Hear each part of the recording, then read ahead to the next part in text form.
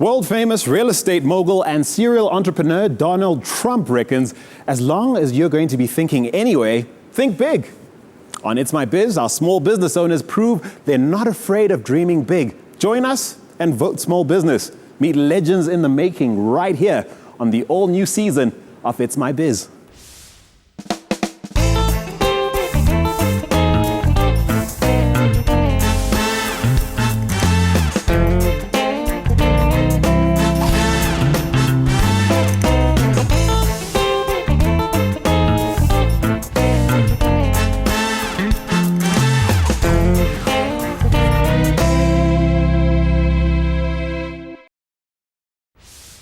In tonight's episode, 3 of South Africa's most prominent thought leaders and successful entrepreneurs give our small business owner some valuable insights and advice on breaking new ground in the ruthless world of retail. In a few short years, he's grown from home office to head office. And for Fawaz Saleh, it's just the beginning. I went to meet Fawaz at his headquarters in Parow in the Western Cape.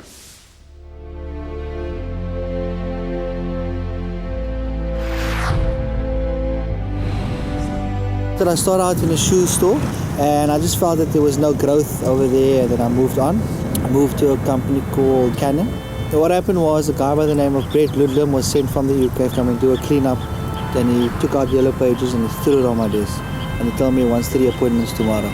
Out of the 3 clients that I saw, 2 resulted in a sale. Yeah, when he actually came back, he said that, you know what, Fawaz, you've got what it takes to start your own business. You need to do something. I know there were people in your life who weren't so sure that leaving a great job was the right thing to do. How did you keep that from stopping you? I had that burning desire in my heart, you know when you're in love or something, you just know this is the right thing. What were your biggest fears? We all need to live, we all need to get paid a salary. When I left, I brought in 2 big copier deals where I could actually survive on for the next 3 to 6 months. I had like a little pension fund of like about 15,000. Then I bought 2 machines for like 30,000 for both. And I just sold them easily like for 80,000. That's when I was, on that next level, trying to take things further. So how do you turn the things people need and want into products you can sell them? The CBT brand is a digital brand. It's always been a digital brand with finance for companies. We've just changed the concept slightly, moving it into people in their personal capacity. We want to make things easier for people, right? We give them whatever they want, whether it be a TV, a fridge, a washing machine, 20,000 or 50,000 rand cash, we can make it happen for them. We can service a clientele nationally, and we do our delivery time within 48 to 72 hours. So that's how quick you'll get your stuff. Tell me what the challenges are in your business. We'd obviously like to move from where we are now to the next level, right? Which is our retail store. It's something that we've been given thought for quite some time now. It is quite pricey, quite expensive to get something off the ground like that. That's the main challenge right now. And I want CBT International to be recognized as a good, strong brand. Give us a metaphor for running a business. Love what you do and you'll never work a day in your life. So what would you like to learn from our thought leaders? There's always something to learn from everybody. So I would obviously want them to, guide us a bit on, our business module and stuff like that. Here is tonight's small business trailblazer, Fawaz Saleh. In a moment, the thought leaders will be getting to the bottom of Fawaz's business challenges. They'll be asking questions and sharing insights based on their own experience, building some of the most successful brands and businesses we know. Here's more. Real winners don't create opportunities, they respond to them. I'm David Bate, banker, winemaker, entrepreneur. If you want to win big as a small business owner, go all in or go work for someone else. Hi, my name's Jenna Clifford. I'm a jeweler and also founder and creative director of Jenna Clifford Designs. I'm passionate about what I do, and jewelry and primordial energy is my game. I'm Paul Raffaeli, one half of Nomu Brands. We make everything from hot chocolate to spice rubs and liquid concentrate to stocks called Fonz. What I hope to bring to this is a little bit of sophistication and a bit of cleverness in categories that can otherwise become quite boring quite quickly. What will the thought leaders think of Fawaz's big plans for the future? We'll soon see after the break. With Nedbank's revolving business credit cards, you can either earn rewards or get cash back when you settle early. With Nedbank's revolving business credit cards, you can either earn rewards or get cash back when you settle early. CBT International, leading credit merchant office automation company. CBT International is subdivided into 4 divisions, 1 being office automation, focusing on schools and corporate clients, 2 being service and maintenance agreements with our clients, 3 being installations of CCTV and DSTV, 4 being our lifestyle combos to suit everybody's particular budget. Hey Fawaz, thanks for sharing your story with us. And I hope that Paul and Jenna and I might at least be able to give you a few nuggets today that will help you take it to the next level. Yeah. For me, one of the challenges we have is keeping focus. And one of the things that struck me about your business is the breadth of your enterprises. You have office automation, you have hi-fis, you have kitchen appliances, and you have bridal packages. And one of the things I think you might want to think about doing is narrowing the breadth of your core business and deepening your core business. So for example, having gotten to know you now, I think your core business for me is the office automation business. Yeah. But at the same time, I wouldn't necessarily get rid of your other enterprises. I would either spin them off into new companies or probably create divisions within CBT as a holding company, so that when you go to sell someone a copier, he knows that you're singularly focused on selling him the best copier at the best price, you're getting the best service, and he's not wondering why you're selling wedding gowns out of the back of your truck. And similarly, when I come to you to buy a diamond ring, although I would probably buy one from Jenna Clifford. Exactly. When I come to you to buy a ring, I'm not wondering if you're going to try and sell me a copier as a wedding present to my new bride. So capitalize on your presence in those markets, maybe capitalize on the back office logistics and your bulk buying and your management team, but separate them into different divisions so that each one is known as the go-to brand in that area of expertise. I definitely would concur with that. In the little time that I've got to know you, you two all over the place. I think the one single thing that you do have is the deep desire to trade. So to add a gem to your nugget, you need to play out combos and actually utilize them within both frameworks of people you know within the female demographic and the male demographic, and see the auto responses to those combos. But you've got to sweeten the deals. Sweeten very good deals that will create traffic. From your traffic, always look after the back end. With me, it's very much about branding. And as proud as I can tell that you are of the term CBT, I'm not a big believer in acronyms when it comes to selling services. Services need to be cashed and sort of invested in some kind of an emotion.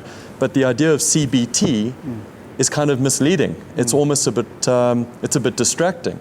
And we're talking about focusing in on the service, and we talk about adding value to what you're offering. It all starts with that 1 second that you have to sell yourself, that one moment. But the name of the company is going to have to promise fulfillment and value and excitement and a good deal. And I'm just not sure that CBT is doing you as many favors as you think it is. Maybe talk a bit about your desire to open this retail store. Certainly the name CBT retail store doesn't inspire any excitement. And in fact, from my perspective, I don't think you should open a retail store. The people who you're marketing to don't necessarily need to go and touch you and feel you in a major shopping mall. You're looking for the guy who's price sensitive and who doesn't have the money immediately to pay for that product. Most shopping mall consumers will be able to go in and buy the product cash or cash on a credit card. They don't need microfinance to make that purchase. So if we talk about deepening your business, looking at your target markets, I would actually be going down in terms of your target markets to the lower LSMs. And I'd be looking at communicating to them through innovative below the line channels, SMSs, flyers, direct sales. On the copier side, I would actually move into the small enterprise to mid-enterprise market. And if you can get into those businesses and sell them a copier and a laptop and maybe a printer and get them on lease packages and get them on sales and really grow the depth of your business. You know, just as a clip in, with women rising in business, women are very, very good payers. They always pay back. They're also good broadcasters, and they're also good self-publishers. And today, everybody has a device and is connected. And as you've said, there is a whole market that the big four don't want to go to. So definitely address that, because you're already part in the schools and in the small businesses. And that's your best word of mouth pipeline that you should be addressing. What we've done often in the past is we actually even came up with a little phrase for it. We call it elevation by association. So what we did is we realized that in the consumer groups that we wanted to talk to, there were other brands equally hard at work. Some of them had more money, some of them had less, but they all had a similar interest in reaching the same people. So what we did is we sought out ways to find a way that we could add value to their communication. And what we did is we allowed them to do the talking for us. So I think it leads very nicely from what my colleagues over here have said as well. Here is an opportunity to look for those word of mouth opportunities, not just in the consumers, but also in the brands that you are actively selling. It could be an opportunity to look for other places where those brands have an interest in reaching your customers and finding if there's not a way that they will spread the word about your service for you. So why not assist them, and then when the time comes, they can assist you in return. But when you have that collaborative sense between brands, you can achieve so much more. Very interesting thing that you guys mentioned, with the rebranding. How do I start this now? Part of an entrepreneur is to have a very inquiring mind. Start getting the books open, start getting the magazines, and go and look at what you most admire within the divisions that are there. Don't copy it. Get a few things really going right. If necessary, then you can hand over to a smaller agency, only a small segment to test first, because the bills can be staggering. So I would first define what my business is, who I want to sell to, and put it into a brief. I would then have some focus groups with your staff, because next to you, they're the people who know the brand and the customers better than you. And I would come up with 2 or 3 ideas for a different brand in each business. And quite frankly, after I did that, I would put together a small brief, and I would leverage your network, call around, find some of the smaller independent agencies to come up with a portfolio of ideas for me. And here are 2 or 3 ideas. Because the worst thing you can do is give an agency an open brief. Say, we've got 2 or 3 ideas. Can you look at them? If you like them, build on them, fine tune them. Or if you don't like them, come up with something else. But definitely get some professional help. Similar with my concept of your website shows it was not put together professionally. You need to invest in a professional online platform that communicates your online brand, your online identity, and managing that identity. But it starts with you. Save a lot of money by taking it 3/4 of the way there, and then using an agency with some of their less expensive resources for that last quarter. There's a term for it, a brand essence.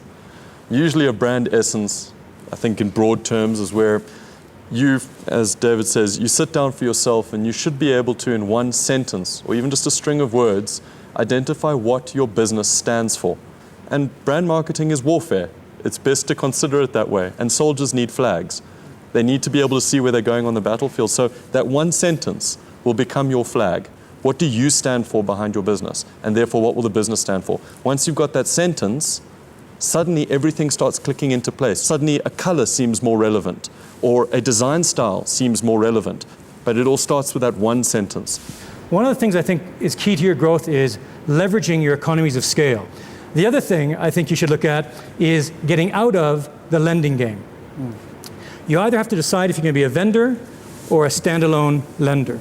Having met you now and seen your personality and your dynamism, you should be a vendor. To lend on a standalone basis is a dog of a business for you. Sorry, Pooch. What I would do, though, also, is I would look at 2 innovative financial strategies to maximize your limited lending leverage. First, I would do what they call factoring your debt book. And essentially that means when I come in and buy a dishwasher from you, you're going to lend me the 10 rands to buy that dishwasher. The value of that loan is going to be 12 rand because there's interest on top of it. So instead of using up some of your scarce lending leverage, you take that 12 rand note and you sell it to somebody else, a factor house or a bank, and they'll give you, for example, the face value, the 10 rand back. So you're not making the 2 rand on the margin, but you're getting your 10 rand back, which you can then lend to Paul to buy another dishwasher. So you've actually sold 2 dishwashers with the same 10 rand. The other thing I would do, as you deepen your core business, for example, and get into selling copiers to the mid-enterprise market, I would look at leasing strategies. And you can lease to them at a very profitable rate, and then take that lease and again assign it to a bank or a micro-lender or even a private equity fund who will pay you face value or just less than face value. But again, what you're doing is you're accelerating the velocity of your cash flow. And by doing that, you're accelerating the velocity of your profits and your turnover. So I would really look at those financial strategies to take the little pool of cash or the little bit of lending leverage you have and maximizing it to maximize sales. David suggested Fawaz grow the depth of his business by focusing on office automation as his core business, and then creating separate divisions to house his other business interests. Jenna pressed home the need to address the female market and making sure that both men and women are getting what they want from his combo packages. Paul touched on his elevation by association marketing strategy. That's partnering with other brands that can do the talking for you.